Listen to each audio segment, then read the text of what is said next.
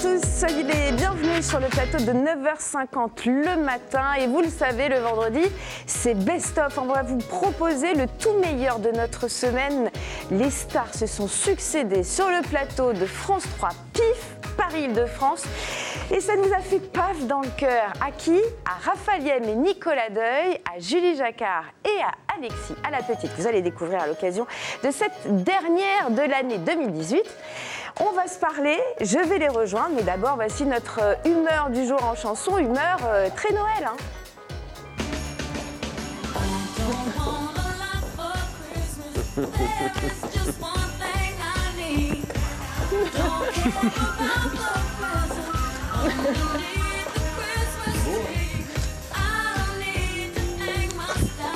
Elle est partie, elle est partie.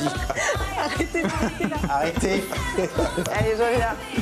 C'est Mariah Carey avec Justin Bieber. All I want for Christmas is you. Chanson Noël, puisqu'aujourd'hui, c'est la dernière de 9h52 2018. Après, vous passerez vos fêtes en famille, on vous le souhaite, avec vos amis, bref, avec le plus de chaleur humaine possible. L'émission va changer de formule, on vous racontera ça tout à l'heure, mais c'était aussi l'occasion de réunir la famille de 9h50. Julie Jacquard, magnifique.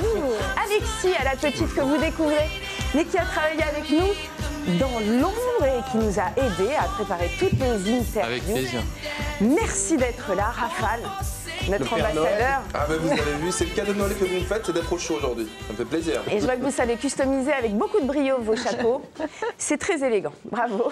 Et puis Nicolas Deuil. Ça va? Bah oui, ça va et vous? Nicolas Deuil. Oh, On a passé encore avec lui, hein. L'arbre de Noël. bien sûr. Ah oui.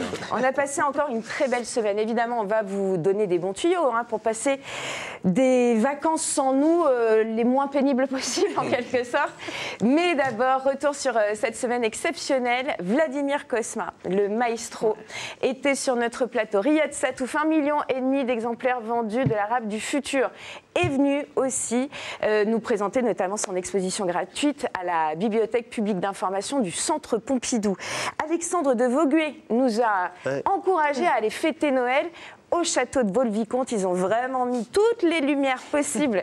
Il y a 4000 guirlandes lumineuses à aller voir. Il était notre invité. Et puis Laura Lone nous a bien fait marrer. Et en plus, c'était l'occasion de vous avoir sur le plateau. Ah bah 2 fois. Un best-of Vous êtes préparé dernier. par Raphaël. Tanguy Kermarek. À tout à l'heure.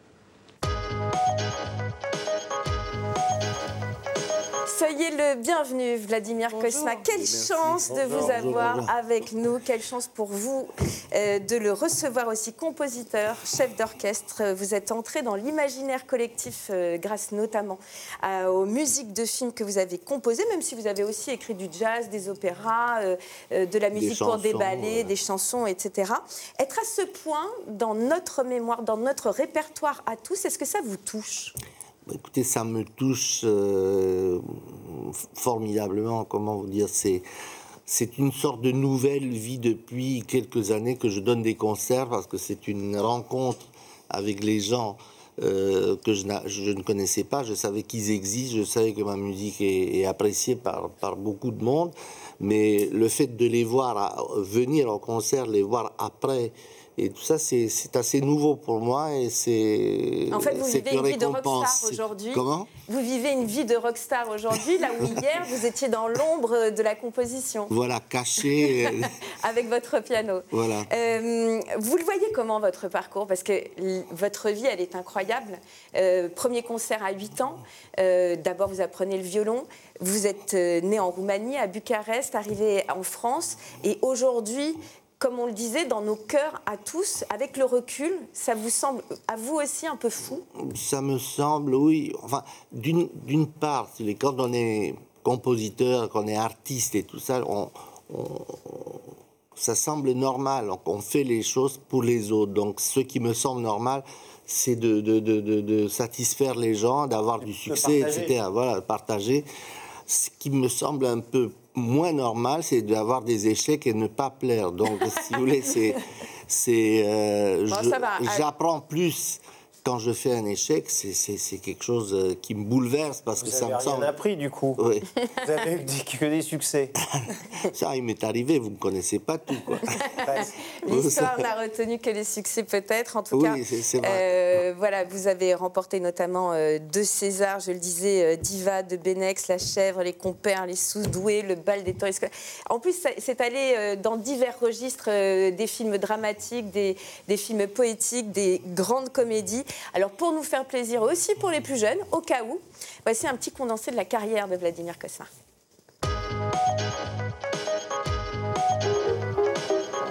C'était en 1973, un thème sur lequel Louis de Funès et la France entière ont dansé.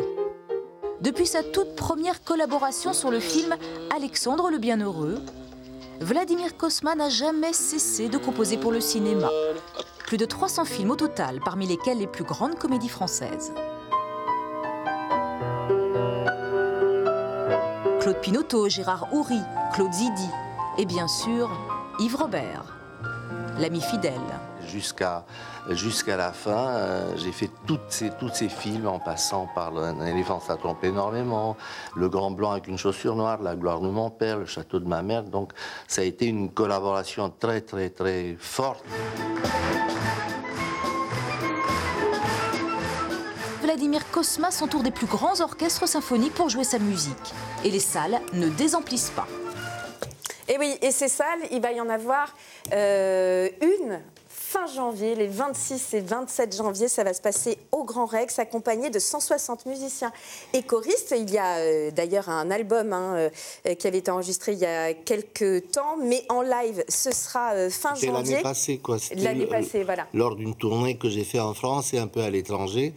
Et c'est la première fois que je fais un concert live, c'est-à-dire en concert, enregistré en direct, avec l'atmosphère. Et si vous voulez, il y a certains musiciens, parce qu'en plus d'orchestre et des chœurs, j'ai des solistes, des chanteurs qui sont merveilleux. Et ce qui est intéressant, je trouve, c'est qu'au Grand Rex, vous avez invité aussi des jeunes pousses de la scène musicale. Ça veut dire que vous restez curieux, que vous écoutez encore tout ce qui se passe ? J'écoute parce que je trouve que c'est très intéressant que le fait que la musique traverse les époques et d'écouter aujourd'hui le Rabbi Jacob ou des musiques que j'ai écrites il y a 50 ans et trouver qu'elles sont encore d'actualité, ça tient aussi du choix des interprètes et du fait qu'ils sont eux aussi intéressants aujourd'hui. Et à votre talent.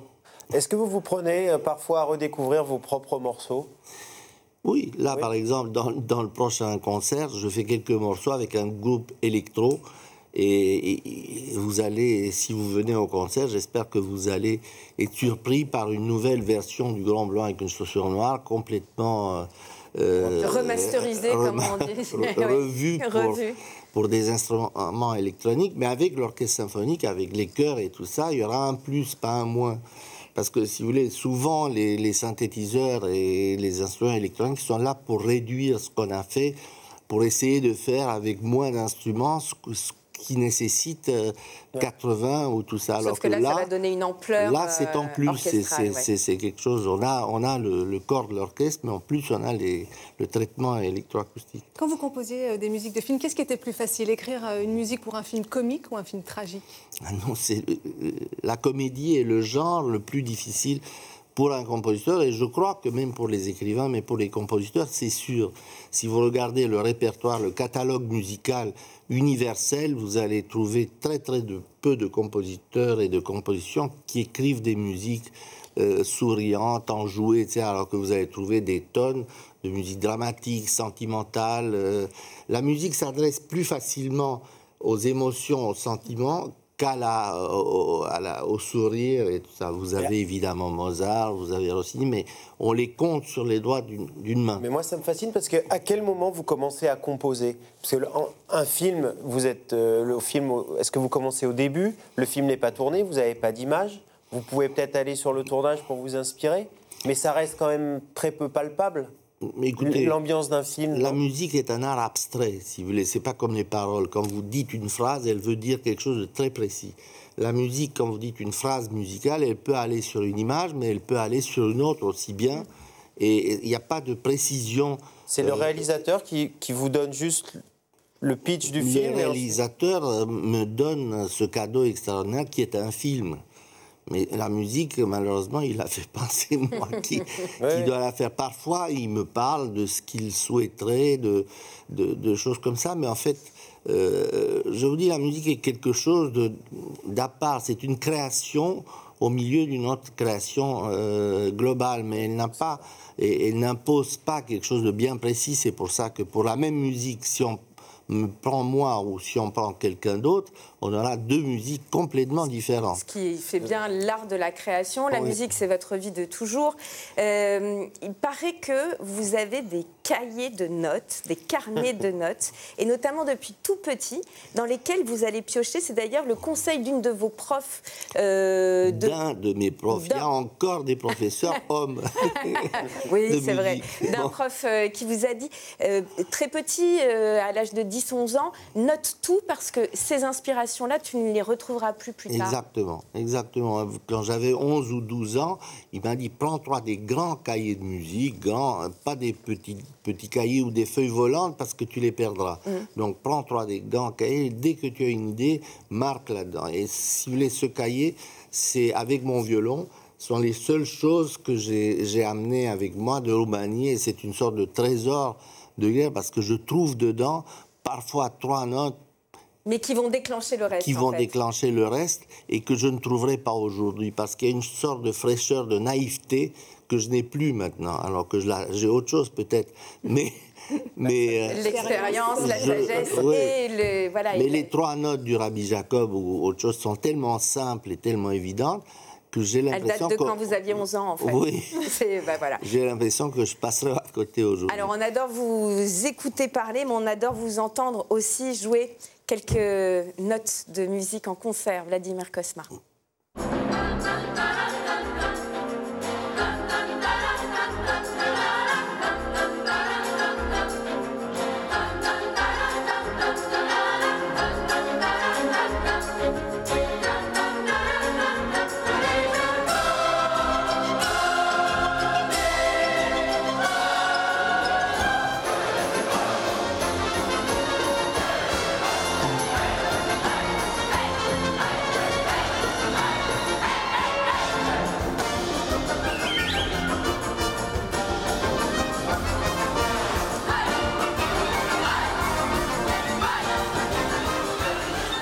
Ouais, vraiment, ça marche à tous les coups. On entendait la musique de Rabbi Jacob. J'ai lu, mais je ne sais pas si c'est vrai, que Louis de Funès est venu chez vous répéter pendant 1 mois la chorégraphie avec vous au piano, tel un répétiteur de danse, pour que justement il puisse s'entraîner. Vraiment. Voilà, exactement. Il était comme un élève studieux. Ouais.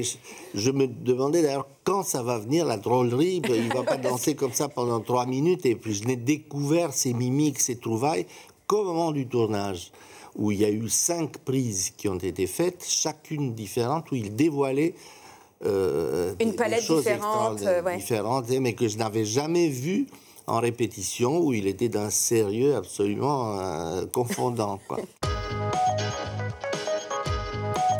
Ça y est, bienvenue Alexandre de Vaugué. Vous êtes le châtelain manager responsable, entre autres, du mécénat de Vaux-le-Vicomte. On pourrait aussi dire propriétaire, dépositaire, responsable. Je crois que c'est comme ça que vous aimez à le dire. Dépositaire responsable, plus que propriétaire. Je crois que depuis 1968, où mon père a ouvert le château au public, il y a 300 000 visiteurs par an. On est moins propriétaire. On l'est tout autant, en tout cas, que ces visiteurs et que le monde entier aujourd'hui, je crois. Alors, on vous reçoit dans le cadre des festivités du château de Vaux-le-Vicomte, 13e édition. Un Noël particulièrement important pour le château, parce que vraiment, vous mettez les petits plats dans les grands, c'est le moins que l'on puisse dire. Pourquoi ? Parce que vous êtes un amoureux de Noël ? Parce que je pense que tous les enfants qu'on a été, et que nous sommes encore, bien sûr, sont des amoureux de Noël. Et puis, ça a été une tradition familiale, comme dans beaucoup de familles. Et c'est mon frère, il y a 13 ans, qui s'est dit, et si on ouvrait l'hiver à la période de Noël, et on décorait tous les salons comme le faisaient et le font toujours très bien d'ailleurs les châteaux anglais, qui nous ont beaucoup précédés pour pas mal de choses, d'ouverture au public, Noël, etc. Il y a aussi un culte de Noël encore plus grand peut-être qu'en France. Je sais pas, mais en tout cas, nous on s'en est largement inspiré. On s'en est largement inspiré et aujourd'hui c'est notre plus grosse saison de l'année et on accueille près de 70 000 visiteurs. Rien que sur cette période. Rien que cette période, mais on a ouvert en semaine cette année, donc beaucoup moins de queue, d'ailleurs pratiquement pas de queue, parce qu'on est, bien organisé, j'ose espérer. Comme quoi, avec les années, tout rentre. Exactement. Mais alors, pour que la magie opère, à Vaux-le-Vicomte, vous mettez les moyens, 150 sapins, 10 000 objets de décoration, 4 000 mètres de guirlandes lumineuses, mais une montgolfière de 10 mètres de haut. L'idée, c'est à la fois de plonger le visiteur Presque comme chez vous, en fait. Un peu moins, quand même. Ouais. Il y a un petit ange lumineux aussi chez toi. Mais j'ai le même château, donc c'est pour ça. Non, l'idée, c'est vraiment de plonger le visiteur dans un Noël fastueux, mais aussi de lui faire redécouvrir ce château.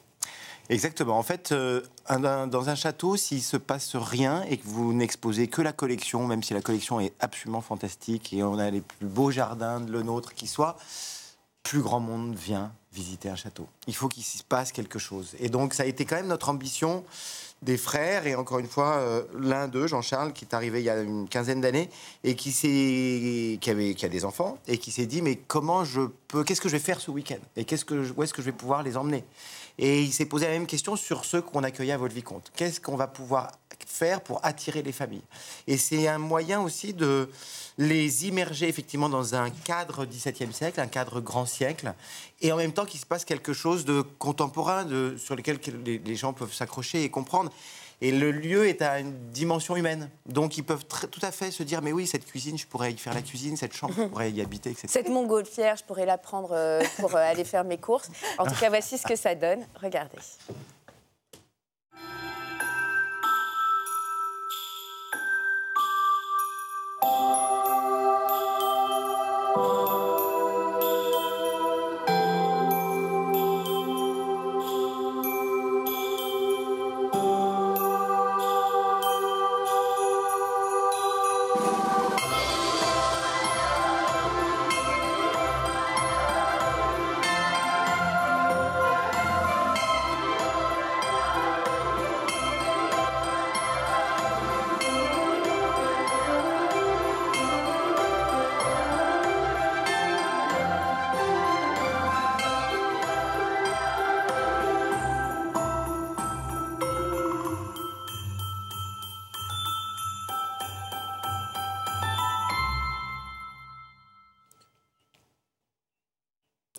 Alors on peut quand même dire que cette période de Noël, prosaïquement, elle est importante pour le château.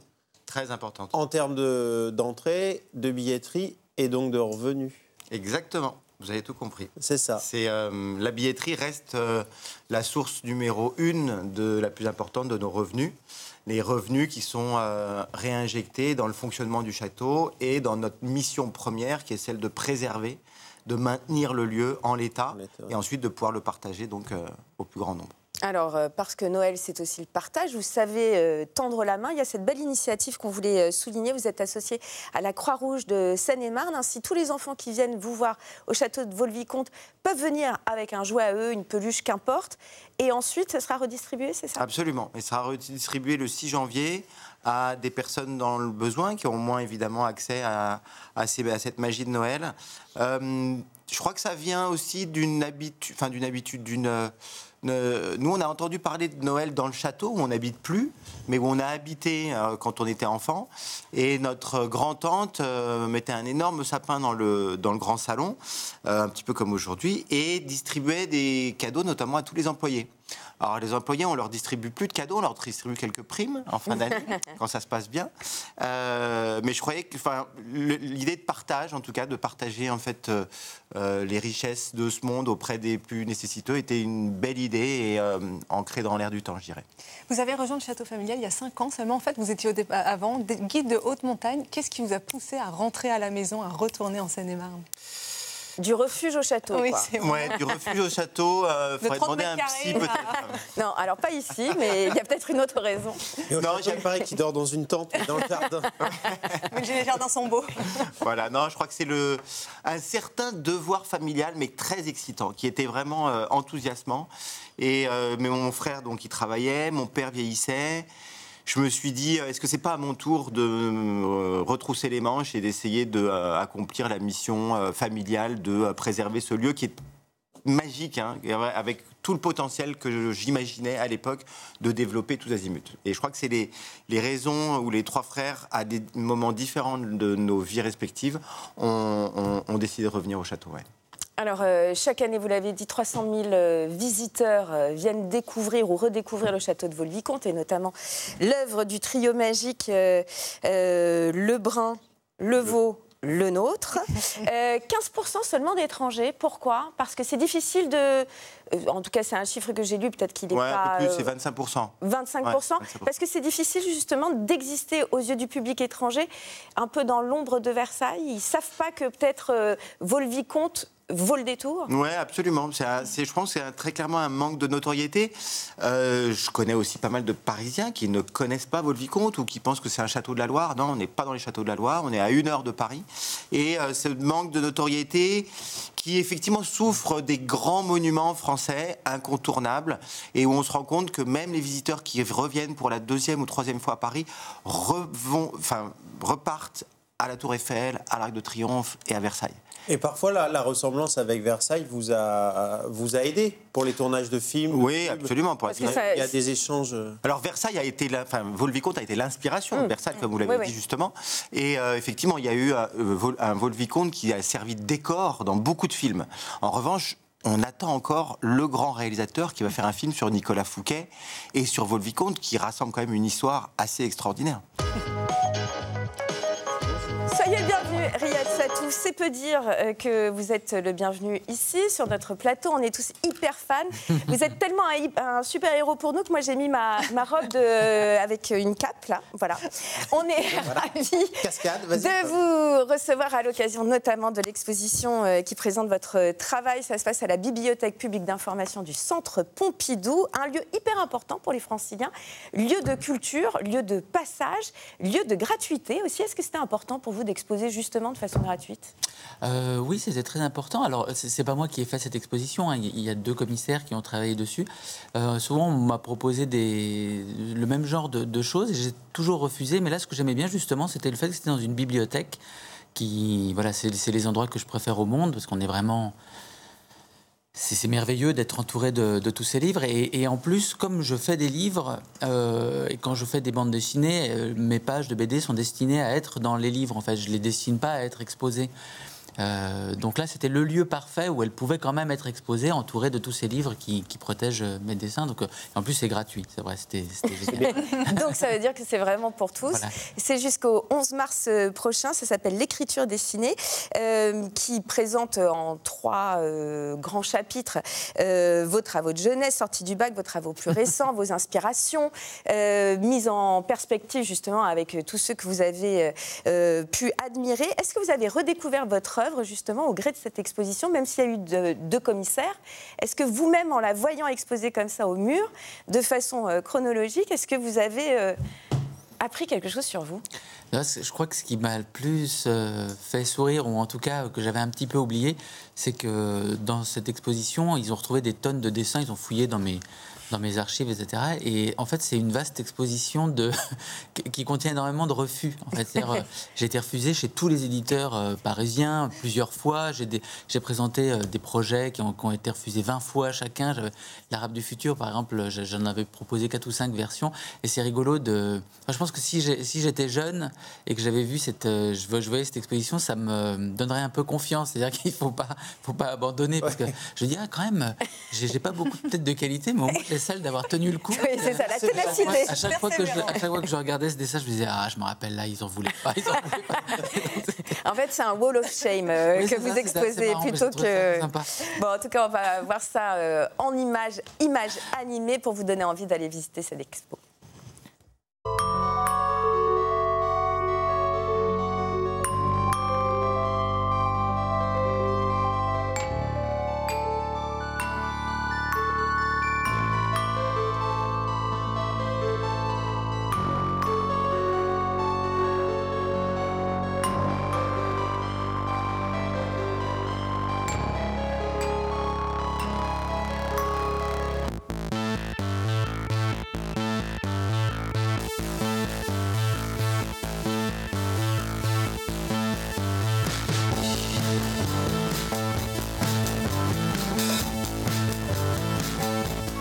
C'est méchant et très con. Ça doit être méchant, c'est normal. C'est la vie, c'est les garçons. Mais des fois, ça va tellement loin.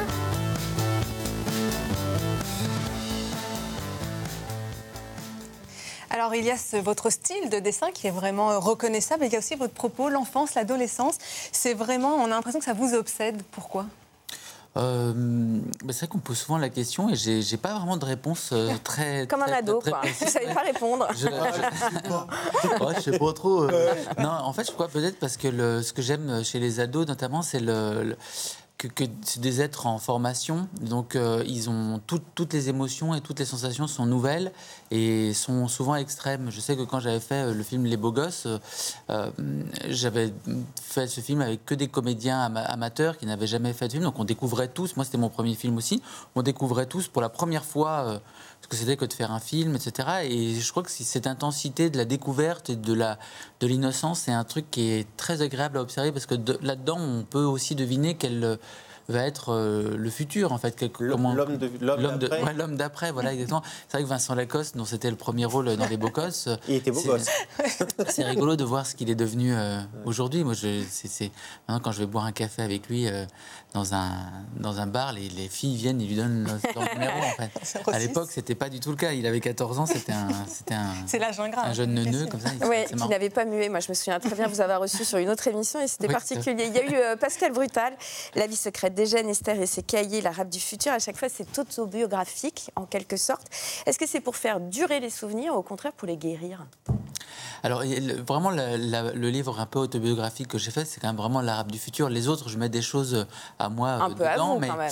Mais pas directement. Par exemple, Pascal Brutal, aussi directement. C'est pas ma vie, mais c'est vrai que de toute façon, quand on fait un livre ou un film, ce qui est intéressant, c'est d'essayer d'y mettre des choses de soi. Même, ça fait partie du processus d'écriture. Alors, l'Arabe du futur, en particulier, c'est quand même l'histoire de mon père et de ma famille. Là, c'est vraiment, plus concrètement, vraiment une description de ma jeunesse en Syrie et en Libye. Alors justement, c'est la série en cours, l'Arabe du futur. Le 4e volume est sorti il y a quelques semaines, quelques mois, je dirais.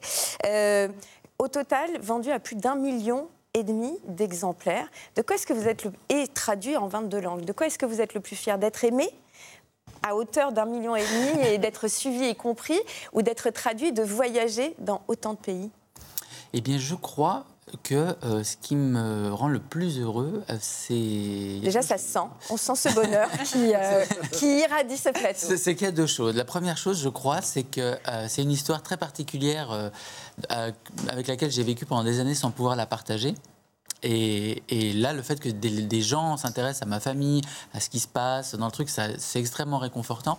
Et je crois que l'autre chose qui vraiment me fait incroyablement plaisir, notamment quand je vais dans les librairies et quand je vais à la rencontre des gens, c'est qu'il y a énormément de gens qui ne lisaient pas de BD avant et qui découvrent la bande dessinée avec l'Arabe du futur, qui se sentent capables en fait de lire ces livres. Il y a beaucoup d'enfants, beaucoup de mamies, beaucoup de papis, enfin des gens, ils sont fiers de venir me dire c'est la première fois que je fais une dédicace, c'est la première fois que je lis une BD. Enfin, et ça, je crois, vu que la bande dessinée, c'est ma passion, que j'en fais toute la journée, que j'en fais depuis que j'ai 4 ans, en fait, j'ai l'impression d'être une sorte d'apôtre de la BD. Donc, je suis heureux de l'emmener dans des endroits où elle n'avait pas pu pénétrer. Mais alors, l'Arabe du futur existe dans 22 langues, mais pas en arabe. Pourquoi ? Eh bien, pour une raison très simple, qui n'est pas très fascinante non plus, c'est que simplement que les éditeurs arabes, ils se sont proposés pour éditer l'Arabe du futur, mais ils ne voulaient pas s'engager pour faire tous les volumes. Ah oui, donc Ils voulaient faire que le 1, et si ça marche, peut-être on fait la suite. Mais moi, je ne pouvais pas prendre le risque que la langue arabe n'ait que le tome 1. Parce que l'histoire de l'Arabe du futur, c'est jusqu'à la fin. Et le tome 1, c'est un bout de l'histoire. Donc ce que je vais faire, c'est que quand l'histoire sera terminée, je reproposerai à la langue arabe de traduire tout en entier. Quand ils auront vu que ça a bien marché ailleurs. Alors, au départ, vous aviez imaginé cette série en 3 volumes. Finalement, ça va être en 5. Le 4e a vraiment remporté tous les suffrages.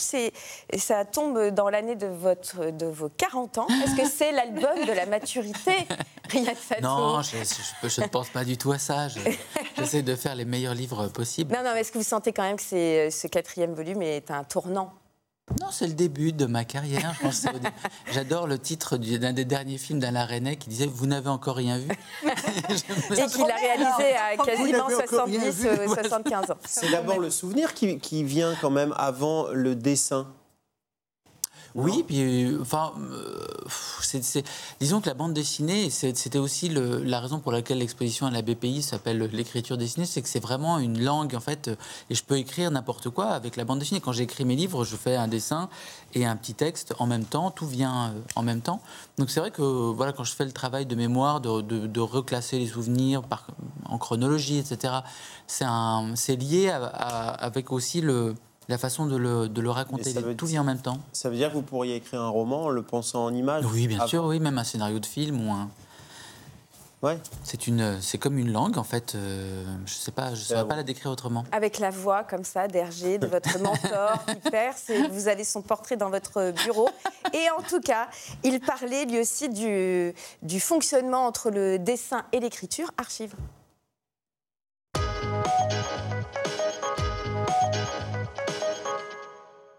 Et quand est-ce qu'il a inventé de proférer tous ces jurons monstrueux? Déjà, dans Le Crabe aux pinces d'or, c'est bien ça, oui, c'est là qu'il commence à proférer ces jurons, mais qui ne sont nullement monstrueux, comme vous dites. Ce sont des mots qui ont une certaine sonorité, comme ectoplasme, je ne sais, ou moule à gaufre, mais qui ne constituent pas en soi des injures. Analphabète, si je vous le concède, c'est une injure. Mais anacolute, c'est pas une injure, mais dans la bouche du capitaine, j'ai l'impression, je me trompe peut-être, que ça prend un relief, une allure vraiment, vraiment violente. Il y a quelque chose. Hergé, c'est la première BD que vous avez lue parce que c'était la seule que vous possédiez. Il fait partie justement de vos grandes inspirations. Oui, j'aime beaucoup Hergé. Enfin, j'aime beaucoup la façon dont il parle la langue de la bande dessinée. C'est vrai que quand je dois réécrire un arabe du futur, un des volumes, à chaque fois, je me relis les vieux Tintins, etc. Parce que c'est vraiment le maître de la composition de la page, le maître du rythme. Si vous avez déjà lu un Tintin, vous ouvrez n'importe quel Tintin et vous allez voir la dernière case de la page de droite. C'est une case où il se passe quelque chose qui vous force à tourner la page. Et c'est quelque chose dont on n'est pas forcément conscient quand on lit ces livres. Mais voilà, il y a tout un processus de lecture qu'il a inventé en fait quasiment seul à une époque où personne ne faisait ça. Et donc c'est vrai que j'aime beaucoup ce personnage. En plus, il a des parts d'ombre très très fortes dans sa vie et ça me plaît beaucoup. On va retrouver Rafale, on voit son pantalon rouge. Où êtes-vous? Ouais, il est pas loin. Comment ça, vous êtes là? Depuis ma vigie. Regardez, je suis vraiment dans les coulisses, backstage de 9h50 le matin. Suivez-moi. On va aller rendre visite sur le plateau. Regardez la réserve personnelle de mouchoirs de Nicolas Deuil, qui est ici, juste ici. Ça peut toujours servir, évidemment. Mais oui, il est là! Comment ça? Qu'est-ce que c'est que ce petit pantalon? Alors, je vous dis la vérité, au départ, je devais me déguiser en Père Noël. Et finalement, on a abandonné l'idée parce que ça faisait trop 1980. On a arrêté. On s'est dit, on fait la télé des années 2000 quand même. Comment ça va? Ça va, mon Nico? Mais tu existes, en fait. Mais oui, c'est Je ne suis pas un hologramme, je ne suis pas Tupac. Je suis toujours là, ma Julie, comment ça va? Mais quel plaisir de vous avoir avec nous. Et regardez, magie de la télé, je laisse tomber ce micro. Et vous m'entendez aussi. C'est pas mal, non? Ah, c'est génial. Ah, elle a flippé quand même, Valérie. Mais non, mais si je regardais, j'avais un micro sur la table, je me disais mince. C'est bien, vous êtes bien installés parce que moi, régulièrement, évidemment, je me paie à -3, que ce soit à Pierrefitte ou à Versailles. Là, on est bien ici, vous êtes au chaud, regardez. Ouais. Non, ça, tu touches pas, c'est mon café. Vous formez un joli couple en plus, je trouve, Rafale. Pardon? Et vous trouvez ça bien d'être ici? Oui, c'est sympa, c'est bien décoré. Hein, c'est pas mal, ça. Vous avez... En revanche, je ne sais pas ce qu'elle vous a dit, Isabelle, notre maquilleuse, mais je crois qu'elle a fabule. Ouais, Ou alors elle est fatiguée ce matin. Parce que l'amoureuse de Nicolas vient d'appeler et elle est très en colère. Elle est très en colère. En plus, au départ, elle me dit non, mais j'ai rien à dire. Attends, je sais pas. Et en fait, finalement, elle avait plein de dossiers. Elle s'est lâchée pas mal. Vous restez avec nous, ça veut dire? Eh ben, écoutez, je suis là au moins jusqu'à 10h45. Eh ben, très bien. Alors, je vous propose d'accueillir tout de suite une jeune femme qui n'aime pas appartenir à un groupe, qui n'aime pas tenir une conversation et qui a beaucoup de mal avec les conventions sociales. Bref, c'était notre invitée idéale. Bienvenue Laura Lone. Je ne dis pas de bêtises, hein, ce que je dis c'est vrai. En tout cas, je l'ai lu dans une interview. Vous n'aimez pas trop ce qu'on va faire maintenant. C'est un supplice pour elle. Soyez la bienvenue. Donc. Merci, c'est une belle entrée en matière. Non, mais c'est vrai, la socialisation, le groupe, tout ça, c'est pas votre... Moi, je suis quelqu'un de très timide, ouais, c'est vrai. Donc du coup, dès qu'il faut parler avec des gens... Non, mais parlez pas. Voilà, je vais essayer si je peux me taire pendant 20 minutes, ça m'arrange. Alors, doublement merci d'être avec nous. Le grand public vous connaît bien parce que vous avez gagné l'édition 2017 de La France, un incroyable talent. Vous êtes comédienne, humoriste. Et en fait, ce concours, vous l'avez fait au départ juste de façon, on va dire, presque marketing de vous-même, c'est-à-dire de se dire, je vais faire un passage télé, il sera comme il sera, je vais le poster sur les réseaux sociaux, il me faire connaître petit à petit. Et au final, vous avez fait toute l'aventure. Oui, c'est vrai qu'au départ, j'étais sûre de ne pas rester, en fait. Je me suis dit, je vais faire un passage. C'est l'émission qui m'a proposé de participer. Au départ, j'ai dit non. Et puis, je me suis dit, bon, si je fais un bon passage, ça peut quand même être chouette. J'aurai une bonne vidéo à mettre sur les réseaux sociaux. Mais j'étais sûre que ça n'allait pas passer. Je me suis dit, cet humour-là passera pas bien sur une grosse chaîne, voilà, dans une émission familiale. J'étais sûre vraiment de partir après un seul passage. Et c'est vrai que j'étais très surprise de voir que ça continue, ouais, que le public vote pour moi et tout. C'était vraiment surprenant, mais tellement chouette. Vous avez gagné, et puis ça continue. Vous vous affichez complet des mois à l'avance. Ça, c'est la force de la télé, quand même. Oui, après, c'est vrai que j'ai eu de la chance parce que l'émission est tombée au bon moment dans ma carrière. C'est-à-dire que quand j'ai été médiatisée, mon spectacle était prêt. Donc les gens qui sont venus me voir après m'avoir vue à l'émission, ils m'ont vu sur scène, ils ont vu un spectacle qui était prêt, alors que parfois d'autres gagnants mettent par exemple 6 mois à écrire un spectacle et du coup, l'effet diminue un peu. Donc là, moi, mon spectacle, il était prêt, je jouais à Paris et donc c'est chouette parce que ça entraînait vraiment un effet de bouche à oreille. Pour quelqu'un qui n'aime pas parler, vous parlez beaucoup. Ouais, et vous parlez bien, surtout. Et c'est bien. Et la France a un incroyable talent. Vous êtes belge, mais la France a aussi une incroyable fidélité parce qu'elle continue à vous suivre pour le coup. C'est assez incroyable parce qu'on m'avait dit, tu vas voir, les buzz télé, ça dure 1 mois. Oui, les salles sont complètes, puis tout d'un coup, ça s'arrête. Et là, ça fait 1 an que ça s'arrête pas, qu'il y a toujours du monde, il y a de plus en plus de spectacles, de plus en plus de monde, donc c'est assez incroyable. Bon, on va vous voir à l'œuvre, en prof d'histoire de l'art. Et vous entendez très bien avec vos élèves qui vous donnent des gentils petits surnoms. Regardez. Moi, à la base, je ne devais pas du tout être ici. En fait, moi, j'étais professeure d'histoire de l'art. En CAP, soudeur, bétonneur, option foot. Oui, non, mais alors attention, c'est pas du tout ce qu'on s'imagine. Hein. Enfin, bon, c'est vrai qu'en CAP, il y a beaucoup d'élèves difficiles et il y en a beaucoup qui sont en échec. Mais alors franchement, c'est pas du tout parce qu'ils s'en foutent ou parce qu'ils travaillent pas. Non, faut arrêter de dire ça, non, c'est juste parce qu'ils sont excessivement cons. Oui, alors souvent on dit comme ça que le cadre familial est en cause et là par contre je suis d'accord.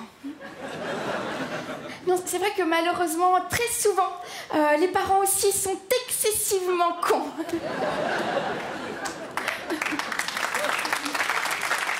Mais ça va, les élèves, franchement, ils sont cool, hein, ils sont gentils. Oui, parfois, ils me laissent des petits mots sur le tableau. Pute, grosse pute, sale pute. Bon, c'est gentil, ça veut dire qu'ils me considèrent un peu comme quelqu'un de leur famille. Le fait d'être une femme enfant, un peu, est-ce que ça ajoute au poids des mots que vous prononcez ? Il y a un peu un double effet. Il y a des gens qui me disent soit justement le fait que je sois une femme, ça paraît plus choquant, et d'autres qui me disent au contraire, en fait, avec ton air innocent et le fait que tu sois une fille, que tu dis des choses avec autant de douceur, finalement ça passe mieux. Donc ça dépend un peu des personnes. Pardon, il faut dire les choses, hein, parce que pendant qu'on était en train de regarder la vidéo, je vous donne les coulisses, moi je suis là pour vous donner les coulisses. Il y a Nicolas Day qui pose une question. Donc à l'oral, qui me dit, oui, vous avez fait un passage à Sens il n'y a pas très longtemps. Au festival. Et il dit, oui, c'était bien, vous étiez là. Et il dit, oui, c'est moi qui présentais. Voilà, un moment malaise. C'est pas moi qui étais dans la lumière, c'est Laura. Il a beaucoup changé depuis. C'est terrible. C'est terrible. C'est terrible, dur, Nico. c'est dur. Ah oui, c'est dur la Ça va télé. pas être facile cette fin d'année. Alors vous, votre truc, c'est donc plutôt l'humour trash et caustique, on va dire. Il y a une vieille lune qui dit qu'on peut moins s'exprimer aujourd'hui, qu'on est plus dans le mainstream, qu'il faut faire attention, qu'auparavant, on parle souvent des proches comme exemple. Est-ce que ça, vous y croyez ? Je suis pas sûre, parce que je sais que des proches ou Coluche, en leur temps, ont eu aussi beaucoup de problèmes en télé, en radio, où ils se sont fait virer d'émissions, etc., comme d'autres humoristes aujourd'hui qui pratiquent cet humour. Donc moi, j'ai l'impression que c'est un humour qu'il faut... peut-être ça met plus de temps à s'imposer. Donc en fait, moi souvent on m'a dit, on veut te prendre notre émission, mais tu peux pas dire ça. Et donc dans ce cas-là, moi je dis non.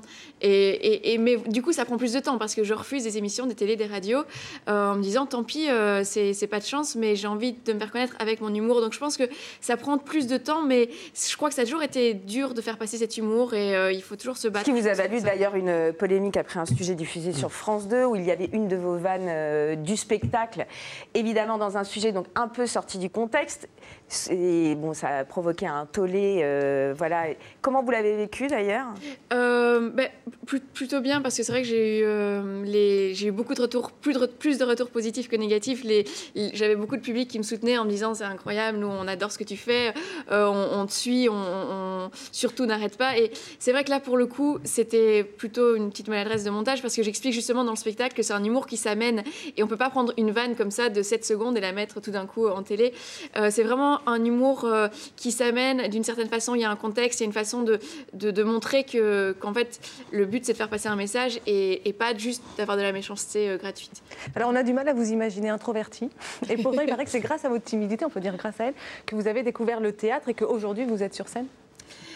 Oui, c'est vrai que mes parents m'ont inscrite quand j'étais petite au théâtre, toutes sortes de cours de théâtre et d'art pour essayer de me décoincer un petit peu. Et c'est vrai que ça a été tout de suite une passion. Je suis accrochée sur le théâtre et j'ai eu envie de continuer. Et ça vous a aidé à vaincre votre timidité alors? Oui, mais je suis toujours timide aujourd'hui. Souvent, les gens, quand ils me voient hors de la scène, ils me disent « Ah, mais en fait, t'as l'air toute calme, on s'attend pas du tout à...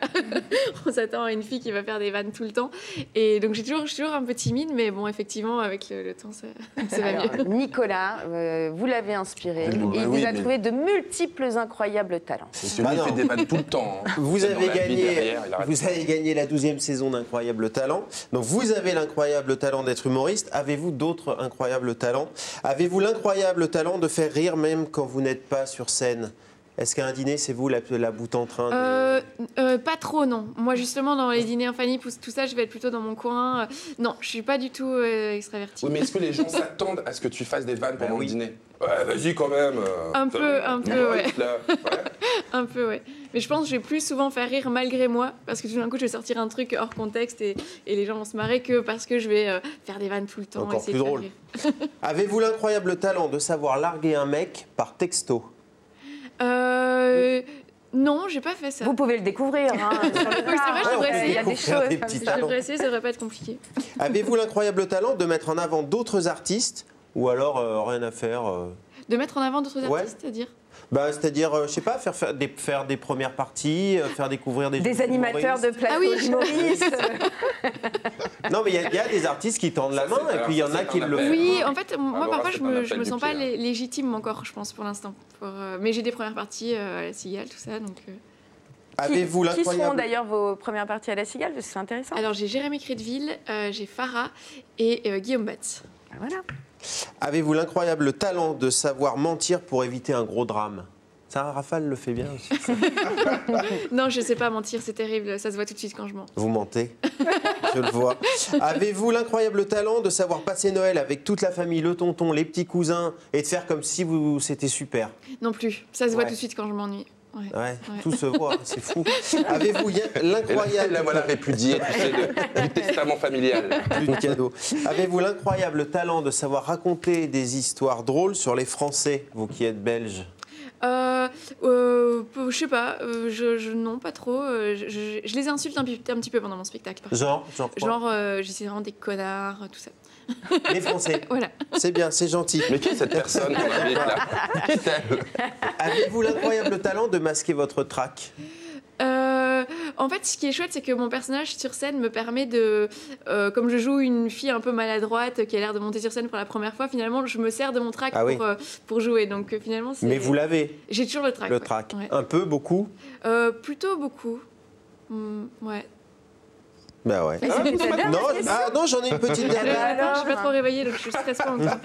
Allez, une petite dernière, on a le temps. Avec grand plaisir. Avez-vous l'incroyable talent de pouvoir tromper votre mec sans qu'il ne se doute de rien? Non, parce que non. je sais pas vraiment pas mentir, je sais vraiment pas. Cette fille est parfaite. Exactement. Comme votre questionnaire, elle a tous les talents, c'est ça, en fait.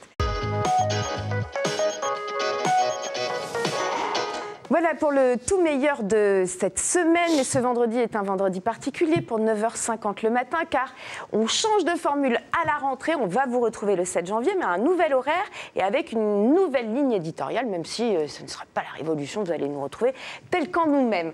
Cette dernière, on est tous les 4 en famille. On avait envie de vous parler justement des festivités à venir, et notamment du 24 décembre, le soir du réveillon de Noël. C'est le 24 cette année? Oui, c'est ça. Mais je crois que les autres années, c'est comme ça. Et c'est pourquoi Alexis à la Petite nous a rejoint. Rebonjour. Je vous présente pour tout le monde. Vous allez travailler à nos côtés, mais dans l'ombre, mais vous nous allez beaucoup aider. Et puis surtout, vous avez toujours des bons plans dans votre poche. Et le 24 au soir, vous avez fait un peu le tour de ce qu'on pourrait faire si, malheureusement, on n'a pas, ou si on n'aime pas d'ailleurs être en famille, ou si on n'a pas de bons plans. Vous avez de quoi nous occuper, Alexis. Exactement. Si, comme moi, vous en avez marre de la pression de Noël, marre de la dinde au marron, du sapin, du repas qui dure 4h36, parce que oui, j'ai eu le temps de compter, je peux vous proposer des petites idées de sortie le soir du réveillon. Allez. À commencer par un western avec Artus, l'humoriste, qu'on a découvert dans On ne demande qu'à en rire. C'est un des locataires de Vendredi Tout est permis. Il a participé à Danse avec les stars. Et donc, il vient avec cette pièce de théâtre qu'il a coécrit, Duel à David et Jonathan. Le speech, c'est très simple. C'est des habitants d'une ville qui doivent choisir leur nouveau shérif à coup de duel à mort. C'est au théâtre de la Tour Eiffel le 24 décembre, bien évidemment, à 20h30. Ce qui est plutôt sympa de sa part, de donner de sa personne le 24 évidemment. au soir. Peut-être qu'il n'aime pas Noël lui-même. Ah ben voilà. C'est ça, hein. Au moins se réunir entre gens qui n'aiment pas Noël. Donc ça, c'est notre premier choix. Alors, je ne vais pas vous faire la soirée plateau télé avec les 12 coups de Noël ou le reportage sur la reproduction des reines à Noël. De toute façon, c'est pas sur France 3, ça. Hein. C'est vrai. De toute façon. Nous, c'est que des marmottes. Mais du coup, de se balader sur la scène tout en appréciant un merveilleux repas, c'est le capitaine Fracasse qui vous propose ça, qui est là le 24 et 25 décembre, avec un repas concocté par un chef élu ouvrier de France. Meilleur ouvrier de France. Meilleur, pardon. Bah non, mais le meilleur, c'est une équipe, c'est une famille.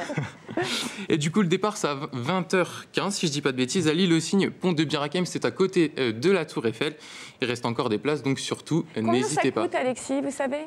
À peu près 60-70 €. Bon, ce qui est raisonnable pour un soir de réveillon. Exactement. Autre choix. Et si vous avez des enfants, que vous êtes encore un grand enfant, comme Nicolas, il y a bien évidemment Disneyland. Ça, il l'a bien remarqué, Alexis. Il a bien retenu. C'est parce qu'il a le pull, surtout. J'ai découvert la personne, surtout. Qui, comme chaque année, propose une soirée, une journée, des vacances féeriques dans son parc d'attractions. Et le thème cette année, c'est l'anniversaire d'un certain Mickey. Il fête ses 90 bougies. Il sera bien, il sera bien évidemment. Ah d'accord. Il sera sur la fameuse mythique parade de Noël. Et puis comme ça, vous pouvez répondre de façon originale à la fameuse question: qu'est-ce que tu fais pour Noël? Ah bah super, merci beaucoup Alexis. Avec plaisir. De bien bons plans. Vous, Noël en famille plutôt. Et puis, ça vous tient toujours à cœur, c'est de penser à ceux qui justement sont moins vernis pendant cette période et à qui on doit penser. Noël solidaire, effectivement, bien sûr, hein, vous l'avez vu, depuis le mois de septembre, je me balade dans les associations, là où ça se passe, où les gens, justement, font marcher le vivre ensemble. Et je voulais donner, évidemment, un coup de lumière au Secours populaire qui, depuis des années, déjà lance cette opération qui s'appelle les Pères Noël Verts. Vous disiez, les gens qui ne sont pas vernis, bah oui, bah là, les Pères Noël le sont.